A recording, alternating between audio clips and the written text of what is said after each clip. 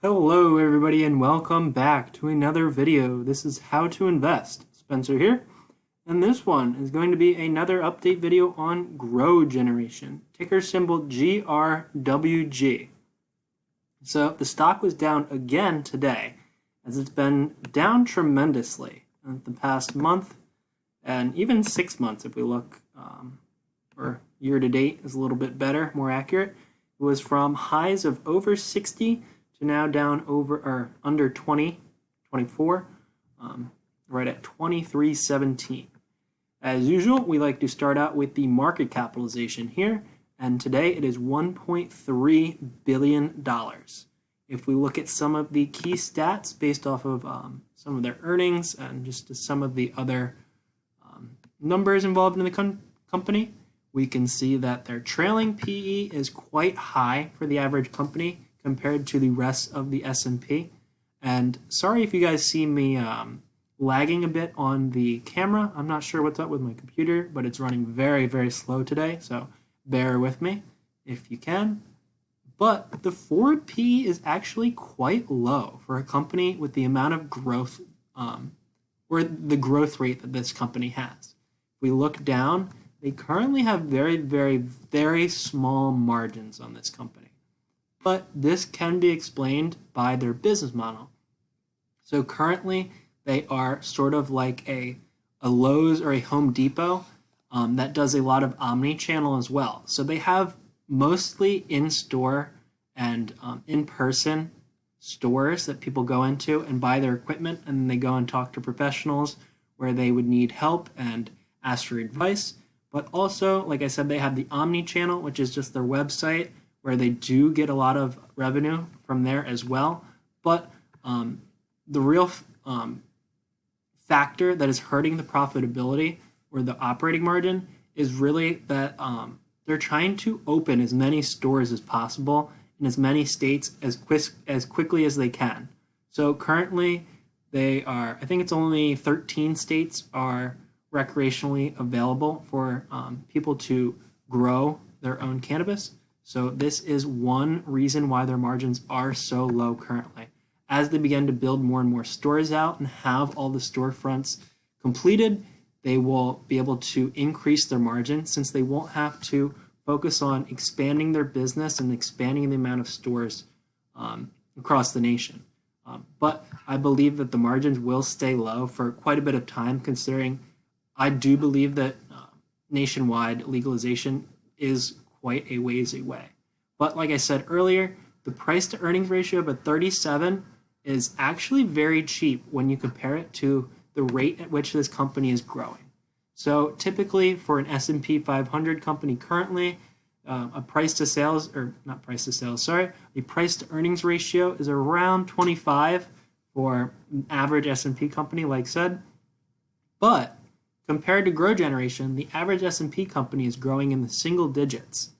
So this company is over 10xing, or even closer to 20xing any average company in the S&P, but yet their price to earnings ratio isn't even 50% above normal. So it's right around 50% above the average S&P company compared to a 20 times more growth rate for quarter-over-quarter revenue.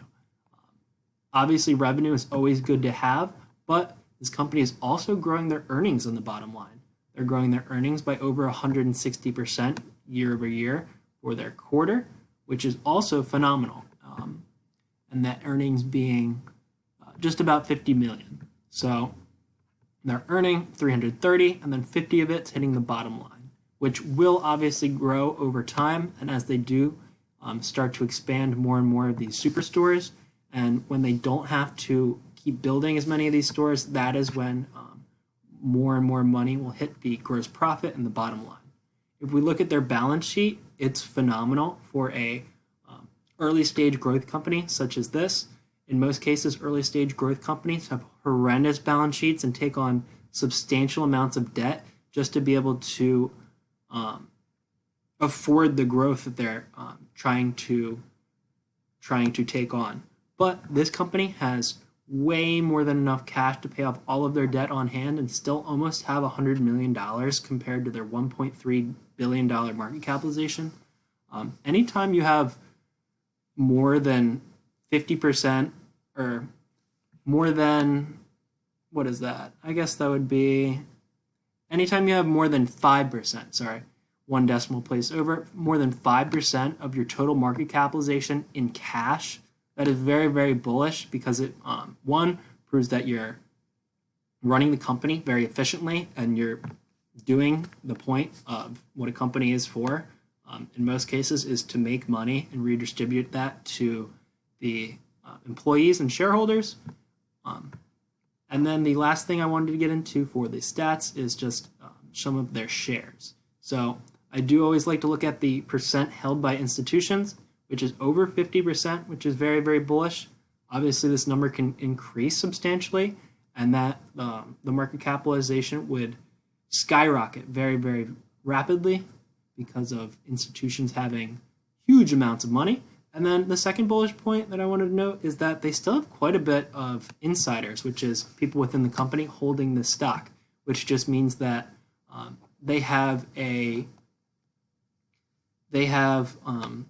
of like a good sense of motivation to keep doing better and keep pushing the company forward, so that they can earn more money in the long term. And then the short percentage is also quite high, especially for a growing field such as the cannabis industry. I don't really understand why this would be so high currently. Maybe the shorts believe that it's just a little bit too before its time. But I think that this field is very, very bullish in my opinion. If we look over just at a quick look at the technicals, I did a couple videos breaking down where would be a good buying opportunity and when. So if we can pull up the graph here, it's taking a little bit to load. Like I said, my computer is running very slow, but I think I made the first video right around, oh, Jesus, this is very slow. Sorry, bear with me. Right around here, ooh, the lag.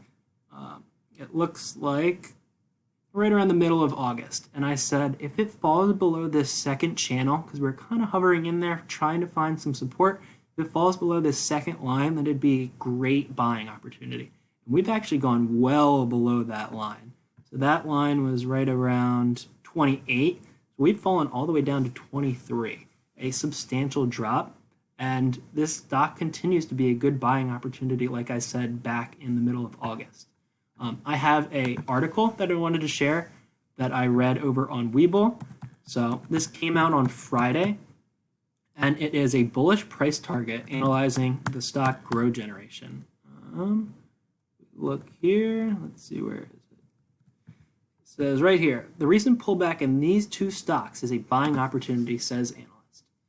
So if you guys know and you do follow the channel, I do always try and research stocks for news stories on Webull, and I do more of the technical and financials on Yahoo because I find that Yahoo has better info on their financials and some of the stats on the stock, whereas Webull has much better stories and more abundant.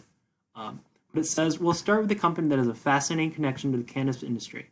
GrowGeneration is the owner-operator of a line of retail hydroponic and organic specialty gardening outlet stores, offering products, soils, plants, nutrients, advanced lighting, and aquaponic tech. GrowGeneration's product line are used both indoor and outdoor, which is good because you don't want to cater just towards one side of the growing. In short, this company is tailor-made to be a supplier to the cannabis companies, which it already is, and also individuals who grow it themselves. With 60 stores and distribution centers, GrowGeneration is the country's largest hydroponic supplier.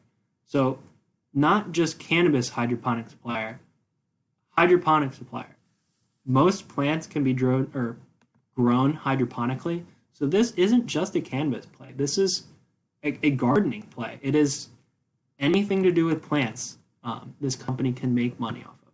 So the cannabis industry is growing rapidly, pun intended, and GrowGeneration is making gains along the way, alongside this major customer base.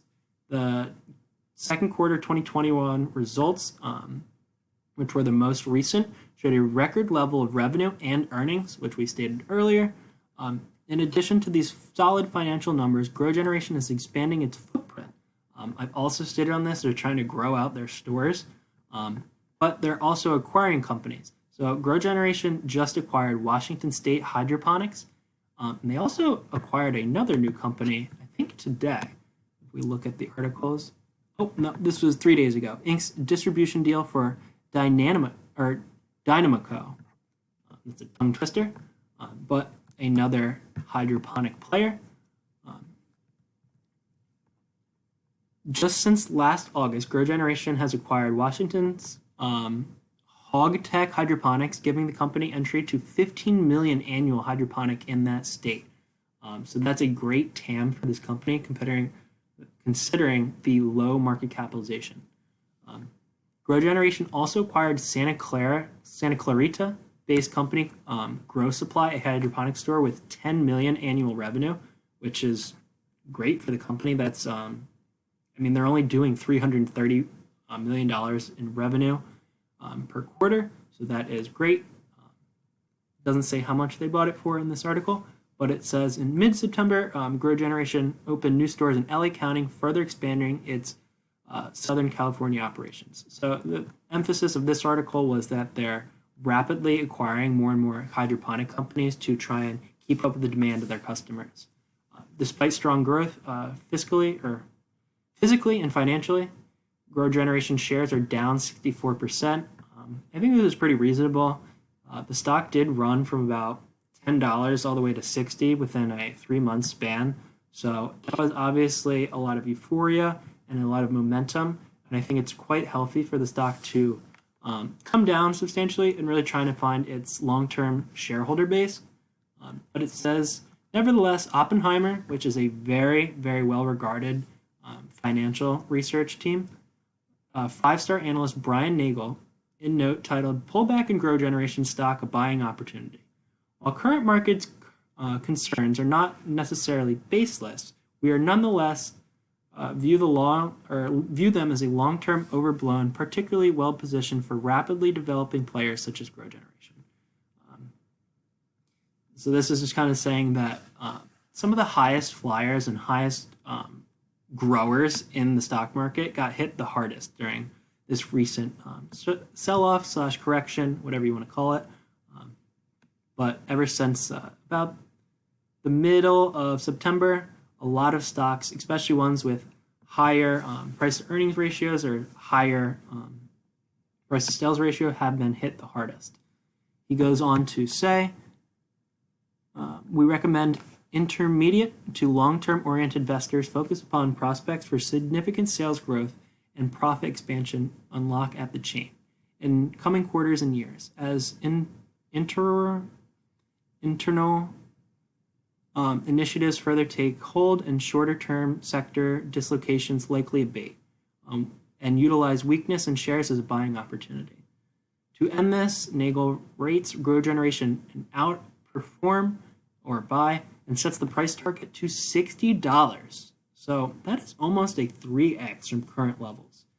And it doesn't give a time frame on which he expects this stock to appreciate to then, but it goes on to say that the average price target for the street is $56, which he's not really going out on a limb by saying that the stock is worth $60 currently, but he is in line with most other analysts by saying that this stock is grossly undervalued, and we have no idea why it's been hit this hard. One reason that I believe that this stock has been sold off so hard is that it did run up so much to begin with. So like I said, it did run from about 10 to 60 within a couple months, and I think it was as low as 3 back down at March of 2020. So it went from 3 to 60, which is a 20x. So anytime you have a stock that appreciates that quickly, they are kind of bound for a swift and quick sell-off, just because there are a lot of traders that get involved, and not everybody who bought this stock and money off of it wants to be a long-term shareholder. So this article was from TipsRank. They are a pretty reputable news source around the financial markets. You can look them up and do more research into them, but Like I said, the average price target on the street is $56. So the TipsRank article stating the Oppenheimer Nagel putting a price target of 60 is not too ridiculous. I actually see this stock blowing 60 away within the coming years, but we are going to have to be patient. So if you made it this far, thank you very much for watching and have a great day.